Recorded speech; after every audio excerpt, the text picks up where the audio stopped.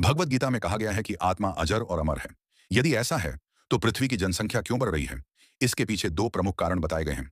धर्म ग्रंथों के अनुसार इस ब्रह्मांड में 14 लोक हैं, जहां विभिन्न प्राणी, देवता, ऋषि, यक्ष, गंधर्व, पितर, मनुष्य, पशु, पक्षी आदि निवास करते हैं। इनमें भूलोक ही एकमात्र ऐसा लोक है जो भौतिक है और सामान्य मनुष्यों को दिखाई देता है। यदि हम भगवत गीता के 9वें अध्याय के 21वें श्लोक को देखें, तो उसमें कहा गया है, तेतम भुक्त्वा स्वर्गलोकम विशालम क्षीणे पुण्य मर्त्यलोकम विशंति एवं त्रयी धर्म मनु प्रपन्ना गतागतम काम कामा लभन्ते।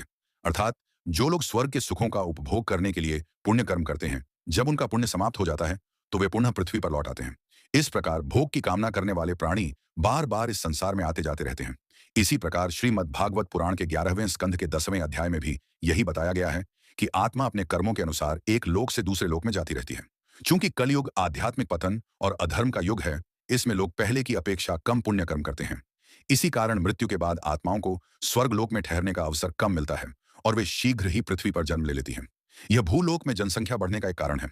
दूसरा कारण यह है कि भारी औद्योगिकीकरण और प्रदूषण के कारण अनेक प्रजातियां नष्ट हो रही हैं। जानवरों, पक्षियों और अन्य जीवों की आत्माएं भी मनुष्य योनि में जन्म लेकर भूलोक में आ रही हैं, क्योंकि ऐसा माना जाता है कि मोक्ष केवल मनुष्य योनि में ही संभव है।